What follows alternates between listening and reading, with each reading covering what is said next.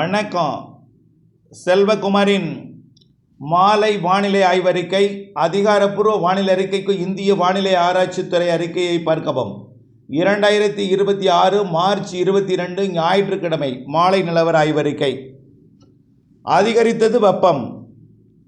கேரள எல்லையோரத்திலையும் கர்நாடகாவிலும் ஆங்காங்கே மழை, தவிர ஆந்திர பிரதேசம் கடலோர பகுதிகளில் மழை. தமிழ்நாட்டில் இருக்கக்கூடிய வானிலை அமைப்பு மழைக்கு சாதகம் இல்லை. இதன் காரணமாக நேற்றைக்கு கொல்லிமலையில் மழை இருந்தது, விருதுநகர் மாவட்ட மேற்கு பகுதியில் இருந்தது, கேரள எல்லையோரம் இருந்தது. இனிமேல் உயரழுத்தத்தோட காற்றோட வழித்தடமாக தமிழ்நாடு அமையும். உயரழுத்த காற்று வழி கிழக்கே நுழைந்து மேற்கே வெளியேறும் என்பதனால கிழக்கிலிருந்து, அதாவது 24 மணி நேரம் உயரழுத்தம் சுழண்டு கொண்டே இருக்கும். குளிர்காற்று, உயரழுத்தத்தோட காற்று குளிர்காற்று மேலிருந்து குடைபோல் இறங்கும். கடலோரம் தரையை தொடும்போது குளிர்ச்சியாக இருக்கும். 24 மணி நேரமும் அந்த குளிர்காற்று உள்ள நுழையும். ஆனால் பகலில் வெப்பம் இருக்கும் என்பதனால அது குளிராக தெரியாது, வெப்பமாக இருக்கும், ஓரளவு வெப்பமாக இருக்கும். வெப்பம் உள்ளே அந்த காற்று போக போக அந்த காற்றில் இருக்கக்கூடிய ஈரப்பதம், குளிர்ச்சி தன்மை, நீராவி எல்லாம் வெப்பமடைந்து மேலெழுந்து வளிமண்டல மேலடுக்கில் மேற்கு நோக்கி நகரும். கீழடுக்கிலே அனல் காற்றாக மாறி அது கோயமுத்தூர் மாவட்டம், திருப்பூர் மாவட்டம், ஈரோடு மாவட்டம், கரூர் மாவட்டம் மற்றும் தென் மாவட்டங்களின் விருதுநகர் மற்றும் பாளையங்கோட்டை, கோவில்பட்டி இதெல்லாம் அதிக வெப்பத்தை கொடுக்கும். அதே போல் சேலம், வேலூர்லாம்.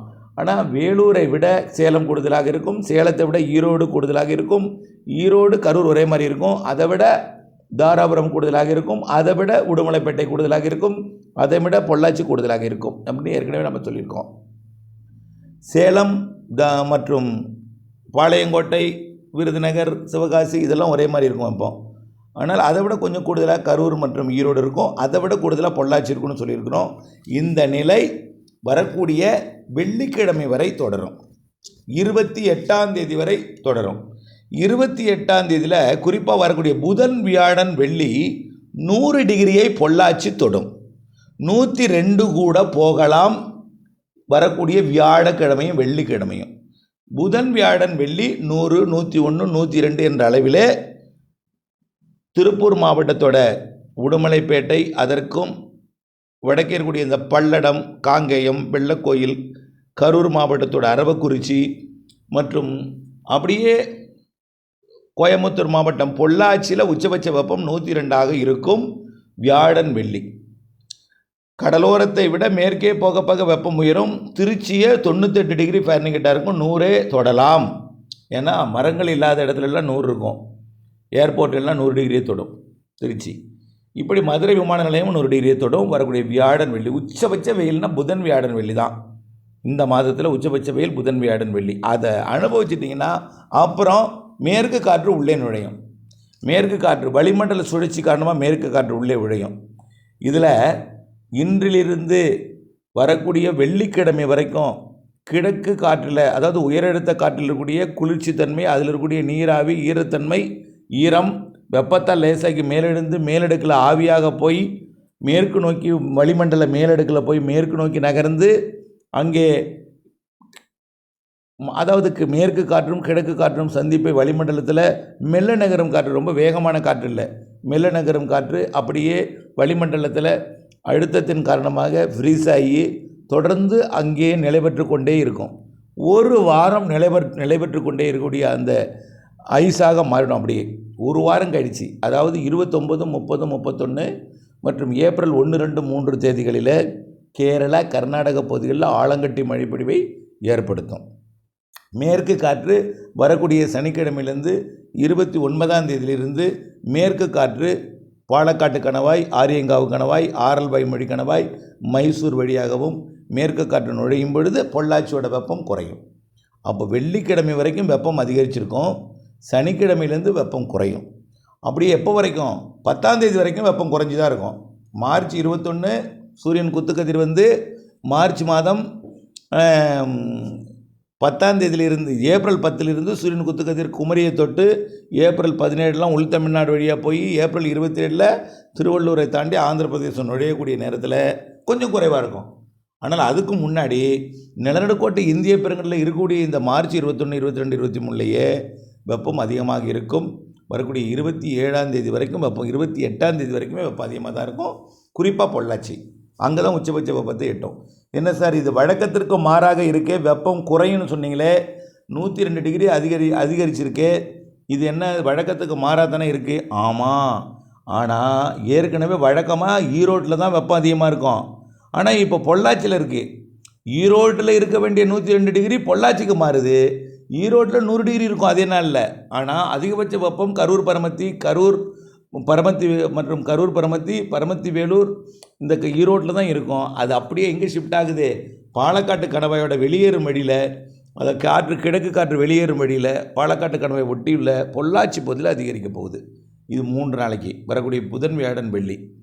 அது தமிழ்நாட்டில் அதிகபட்ச வெப்பம் 104க்கு மேலே போகாதுன்னு சொன்னோம். ஆனால் இருக்க வேண்டிய இடத்துல இல்லாமல் வேறு இடத்துல அடிக்கிறது. அது வழக்கமாக அந்த ஊருக்கு அது அதிகம். அது அந்த ஊருக்கு இதுவரை இல்லாத வெப்பமாக இருக்கும். புரியுதுங்களா? ஆனால் ஒட்டுமொத்த சராசரி தமிழ்நாட்டினோட வெப்பம் 104க்கு மேலே போகாது.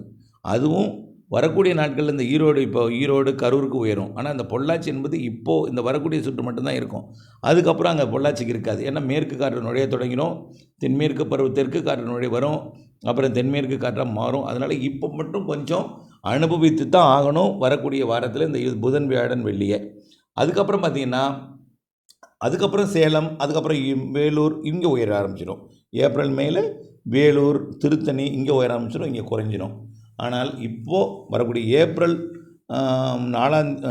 இந்த மார்ச் 28ஆம் தேதி வரைக்கும் இந்த பொள்ளாச்சி வெப்பம் நீங்கள் அந்த வழக்கத்துக்கு மாறான வெப்பம் தான், அது நான் ஒத்துக்கிறேன். ஆனால் 104க்கு மேலே தமிழ்நாட்டுக்கு போகாதுன்னோ அதெல்லாம் மாறாது. ஆனால் இங்கே அடிக்க வேண்டிய இடம் இல்லாமல் இன்னொரு இடத்துக்கு போயிருக்கு. அது 102 டிகிரியாக இருக்கும் பொள்ளாச்சி.